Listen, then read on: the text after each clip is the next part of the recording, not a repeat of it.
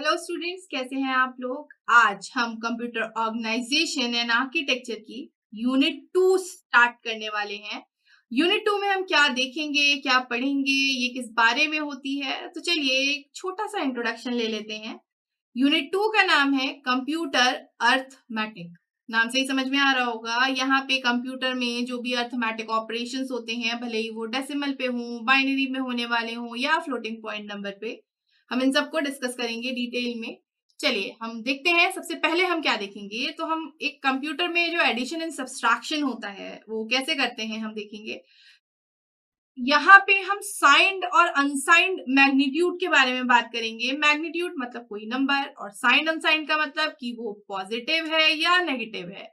हम देखेंगे कि जब हमारे पास साइंड मैग्नीट्यूड आते हैं तो हम साइन का सिलेक्शन कैसे करते हैं, हम पॉजिटिव लेते हैं कि नेगेटिव लेते हैं। हम एक चार्ट देखेंगे इसका, उस बेसिस पे हमारे कुछ 8 ऑपरेशंस होते हैं, हम डिटेल में डिस्कस करेंगे।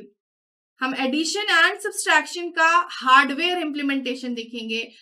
इस यूनिट में हम केवल प्लस माइनस डिवाइड मल्टीप्लाई वो स्कूल वाली बात नहीं कर रहे हैं। हम यहाँ पे कंप्यूटर में कैसे चीजें होती हैं वो देखेंगे। तो यहाँ हम हार्डवेयर इंप्लीमेंटेशन को देखेंगे।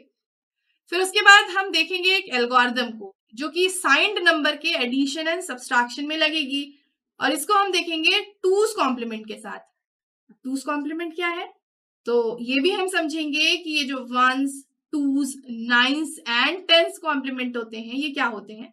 इसको हम एग्जाम्पल से देखेंगे। मैं आपको एग्जाम्पल दूंगी, आपको एक नंबर दूंगी, उसका वंस कैसे निकालना है, टूज कॉम्प्लीमेंट कैसे निकालना है, डेसिमल नंबर का नाइन्स कॉम्प्लीमेंट क्या होता है, उससे टेंस कॉम्प्लीमेंट कैसे निकलता है, ये सब हम एग्जाम्पल से करेंगे। कई बार क्वेश्चन में आपके जो एग्जाम आते हैं उसमें जो क्वेश्चन आते हैं, छोटे छोटे जो क्वेश्चन होते हैं उसमें यही पूछ लिया जाता है कि नाइन्स एंड टेंस कॉम्प्लीमेंट क्या होगा, वंस एंड टूस कॉम्प्लीमेंट क्या होगा। तो छोटे छोटे से ये टर्म्स हैं, ये क्योंकि हमें आगे आएंगे काम, इसीलिए हम इन सबको डिटेल में डिस्कस कर लेंगे।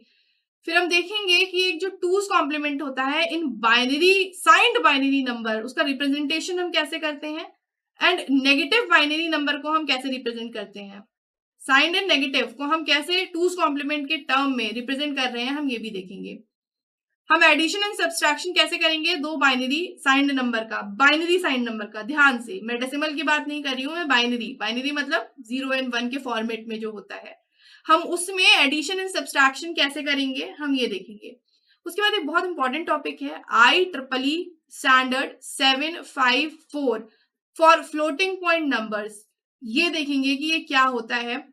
मैंने कई बार ये क्वेश्चन आपको आपके एग्जाम में देखने को मिल जाता है कि IEEE standard 754 for floating point number को रिप्रेजेंट करिए।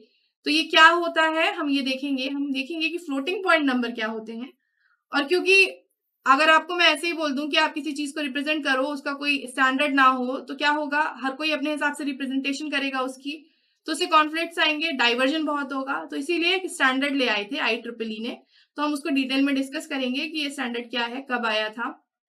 चलिए नेक्स्ट हम इसमें देखेंगे बूथ एल्गोरिदम को, और ये बहुत ही इंपॉर्टेंट टॉपिक होता है। बूथ एल्गोरिदम का क्वेश्चन हर बार आता है।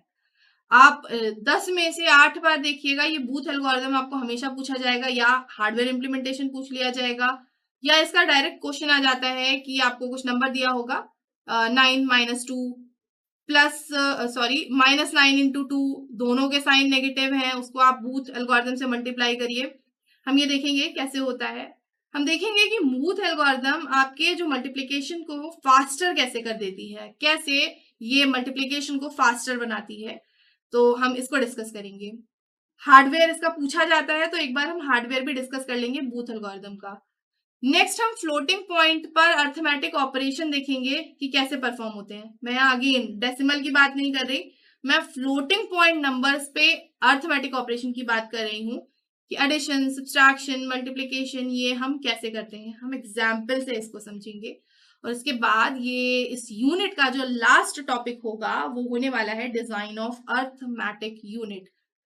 यूनिट 1 में हमने सीपीयू देखा था, तो हमने देखा था कि सीपीयू में कुछ कंपोनेंट्स होते हैं जिसमें एएलयू होता है, सीयू होता है, और कुछ रजिस्टर्स होते हैं। इस यूनिट में हम अर्थमेटिक यूनिट की डिजाइन को डिटेल में डिस्कस करेंगे, हम उसके ऑपरेशंस देखेंगे।